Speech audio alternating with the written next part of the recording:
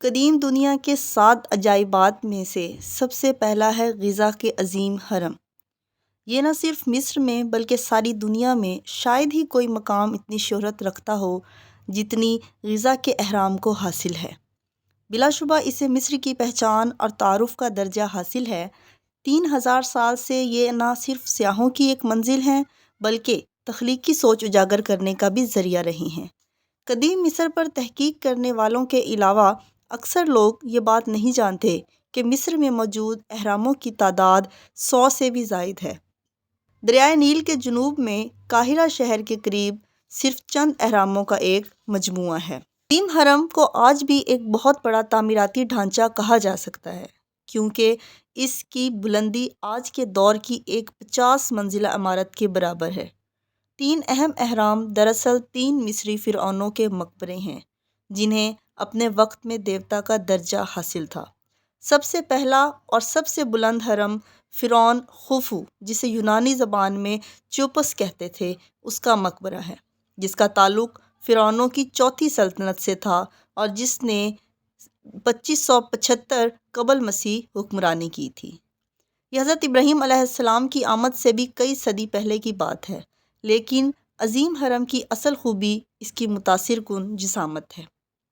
اگرچہ اہرام کی اصطلاح کئی اور ممالک میں موجود تعمیراتی ڈھانچوں کے لیے استعمال ہوتی ہے، لیکن اصلی اہرام صرف مصر میں پائے جاتے ہیں۔ عظیم حرم 480 فٹ بلند ہے اور بنیاد میں اس کی چوڑائی ہر طرف سے 750 فٹ ہے۔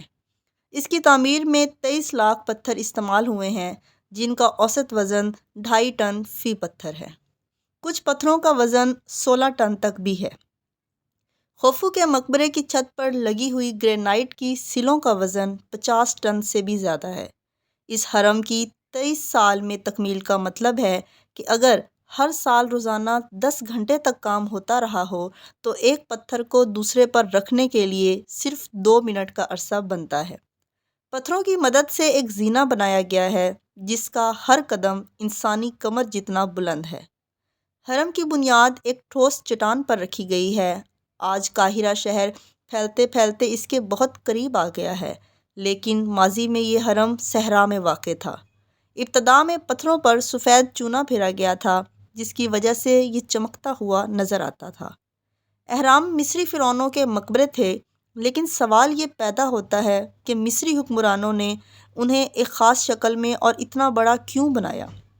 آج یہ سمجھا جاتا ہے کہ اس خاص شکل کی وجہ مخروطی شکل کا ایک پتھر بین بین ہے، جو کہ ایک قدیم مندر سے بھی ملا تھا۔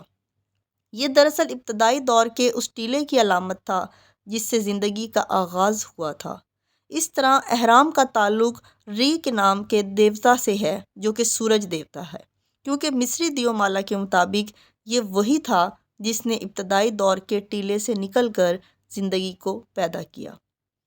قدیم مصریوں نے فرعونوں اور ان کی ملکاؤں کے مقبروں کے طور پر اہرام بنائے تھے۔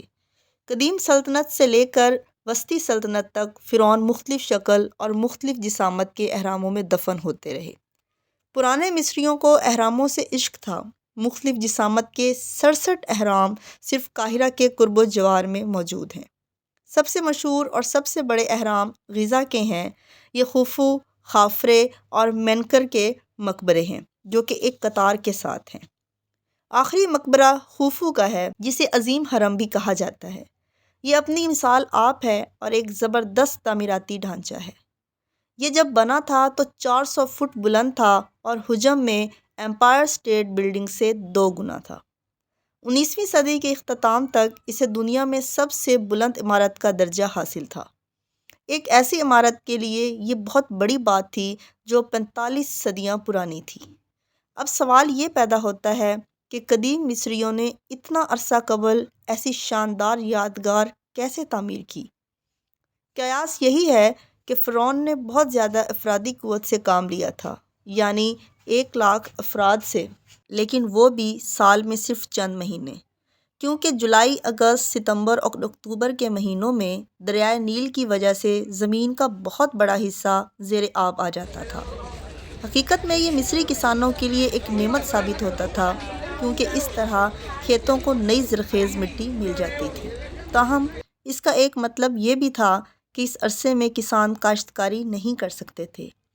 ایک ممکنہ خیال یہ بھی ہے کہ اس عرصے میں فرعون اپنی رعایا سے اہرام کی تعمیر جیسے حکومتی منصوبوں پر کام کرنے کا مطالبہ کرتا ہوگا۔ مصر کی تاریخ اس بات کا اشارہ دیتی ہے کہ مزدوروں کو اگرچہ ان کی خواہش کے خلاف کام پر لگایا جاتا تھا، لیکن پرانے دور کے معیار کے مطابق ان کا بہت خیال رکھا جاتا تھا۔ ایسے اصولوں کا سراغ ملا ہے جن کے مطابق ایک دن میں زیادہ سے زیادہ محنت، اجرت اور چھٹیوں کا تعین کیا جاتا تھا۔ فرعون کو صرف سیلاب والے عرصے میں کام کروانے کا یہ فائدہ تھا کہ اس طرح تعمیر کا کام بھی ہو جاتا تھا اور مصر کی عام معیشت بھی متاثر نہیں ہوتی تھی۔ جب عمارت پتھروں سے تعمیر ہونی ہو تو اہرام کی شکل بہت منطقی نظر آتی ہے۔ اس کا خاکہ ایک پہاڑ کی قدرتی جیومیٹری کی نقل ہے، یعنی اس کا جھکاؤ 52 درجے کا زاویہ بناتا ہے۔ فن تعمیر کے مصری ماہرین اس بات سے واقف تھے کہ پھیلی ہوئی بنیاد کی وجہ سے پتھروں کے کتنے ہی بلاک ایک دوسرے پر رکھے جائیں تو تعمیراتی ڈھانچہ مضبوطی سے قائم رہے گا۔ آدھے سے 2 ٹن وزنی چونے کے پتھروں کو 8 یا 9 آدمی کان سے نکال کر دریائے نیل میں تیرا کر اور پھر گھسیٹ کر 10 دنوں میں اہرام تک منتقل کرتے تھے۔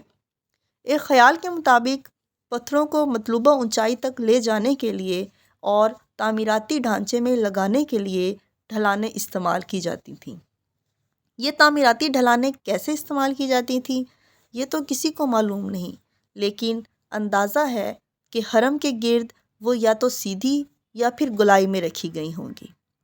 تعمیراتی ڈھلانوں کی بیرونی سطح پر ہو سکتا ہے ایک خاص قسم کی مٹی ٹیفلا کا گارا لگایا جاتا ہو۔ ٹیفلا جب گیلی ہو جائے تو بہت زیادہ چکنی ہو جاتی ہے۔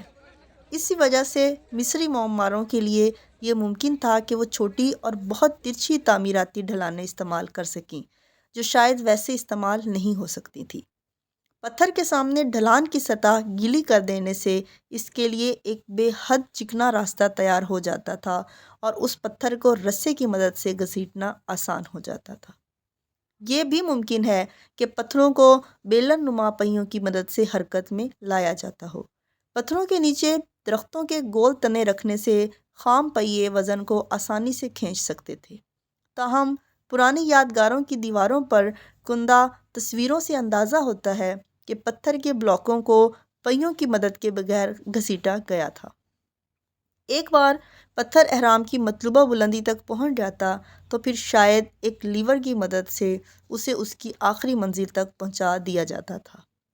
اس ترکیب کے بغیر اور کمزور بنیادوں کے ساتھ اہرام کا درمیانی حصہ کمزور ہوتا اور زلزلوں سے ہل جایا کرتا تھا، لیکن وقت گزرنے کے ساتھ بہتر طور پر تعمیر کردہ اہرام ظاہر کرتے ہیں کہ مصری معمار اپنی غلطیوں سے سبق سیکھتے گئے اور ان کے شاہکاروں نے آنے والی صدیوں اور وقت کی تبدیلیوں کا کامیابی سے مقابلہ کیا۔